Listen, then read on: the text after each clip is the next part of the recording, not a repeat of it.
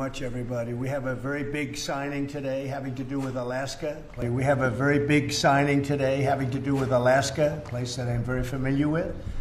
And we're making it greater, bigger, and more powerful, and job producing. It's an economic gold mine, so to speak. And I signed this years ago, and Biden unsigned it for me. This was something that should have been long operating and making billions of dollars for our country and supplying a lot of energy and minerals and everything else that we're talking about.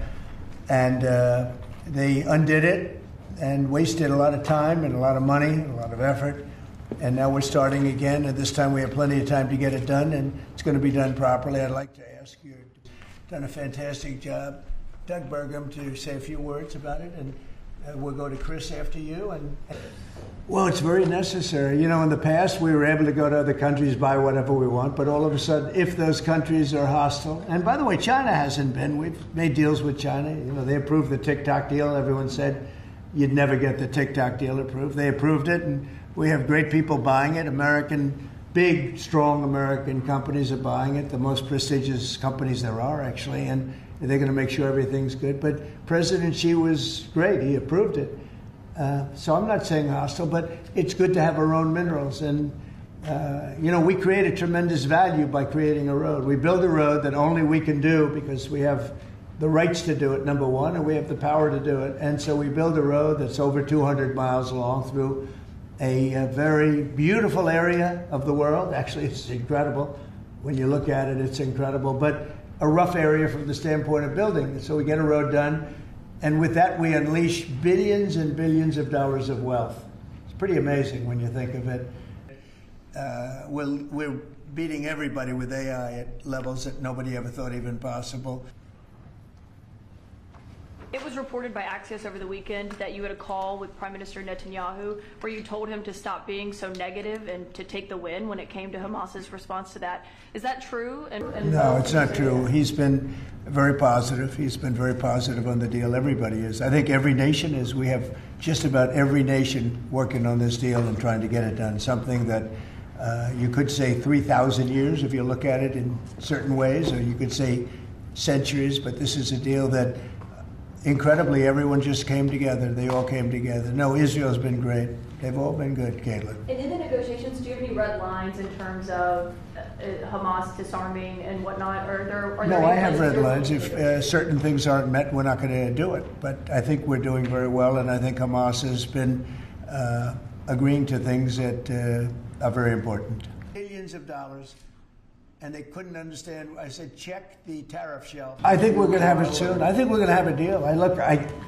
It's a hard thing for me to say that when for years and years they've been trying to have a deal with Gaza.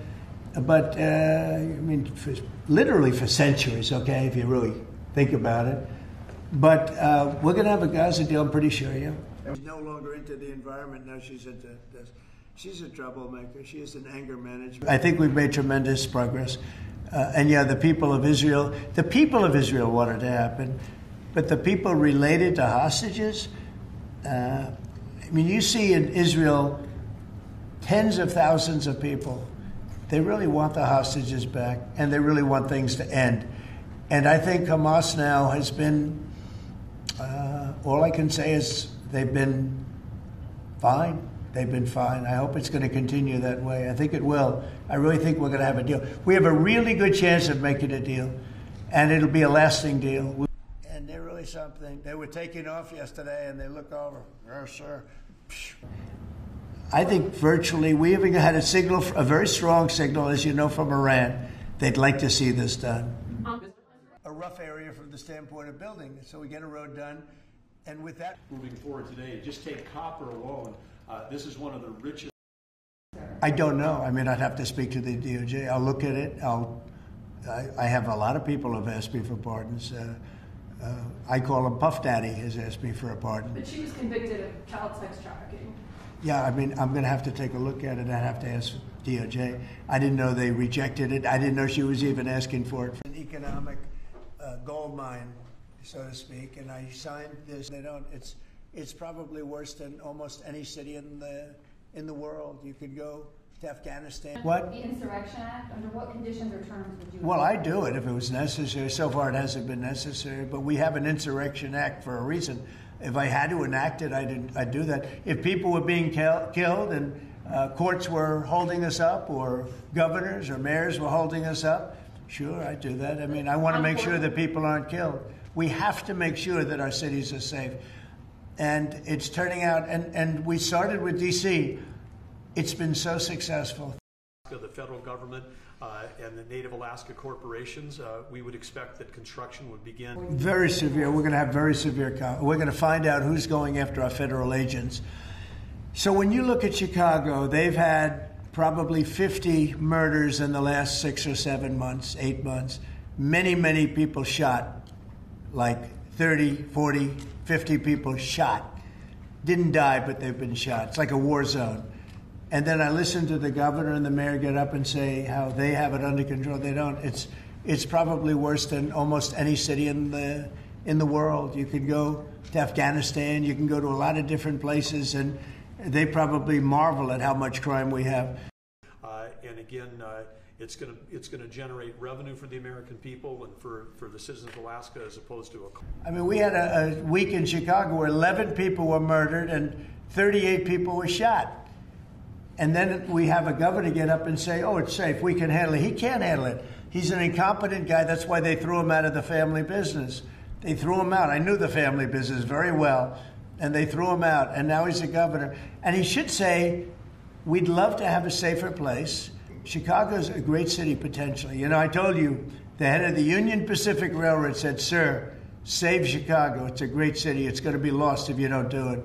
We have no choice but to do this. And when judges give us rulings that, you know, you don't have to do it, Portland is on fire. Portland's been on fire for years, and not so much saving it. We have to save something else, because I think that's all insurrection. I really think that's really criminal insurrection. So I appreciate the question.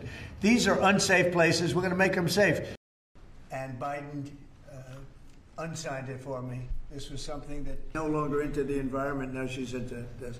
She's a troublemaker. She has an anger management problem. I think. Government shutdown, Mr. President. If the vote today fails in the Senate, will that trigger layoffs? It could. At some point it will. And, you know, the Democrats are the ones that started this. And if you think about it, it's about health care to a large extent. It's about, we want great health care for people. We don't want to give the money away to other people that come pouring into our country. And they've already poured it, because nobody's coming into our country. Now we have the border totally stopped. In fact, numbers we just announced again, we're at another 0. So we have 0 for 4 months in a row. 0 people coming into our country illegally. That's a pretty good number. I'm not sure even I can believe that, Doug, if you want to know the truth. 0. We went from millions of people to 0, but it's pretty close to that number. And the way you stop them is not to give away, not to announce that you're giving everybody free health care, free this and that. But what that does, it affects the American people, because the American people are unable to get good health care. Obamacare has been a wreck, as you know, and to do that, we have to keep it propped up and do the best you can with it. It's a mess.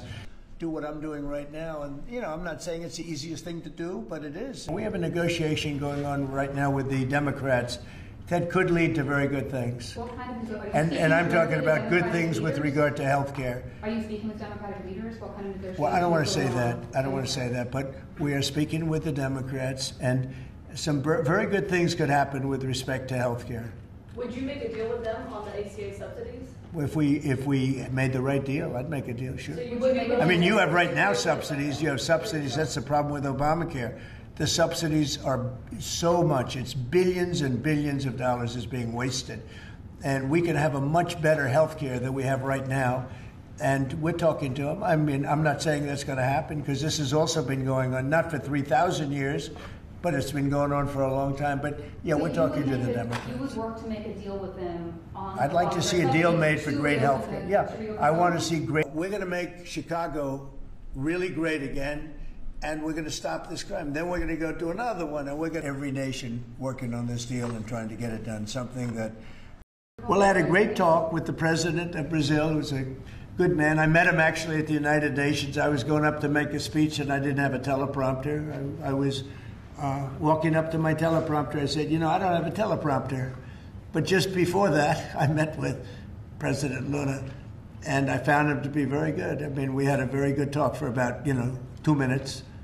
And then I went up to make the speech, and I was surprised to see, how would you like that one, Doug? I've got every leader in the world sitting out there.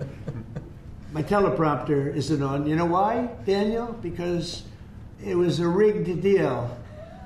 But fortunately, I made a better speech than I would have if I read it off a teleprompter, which is pretty easy to do.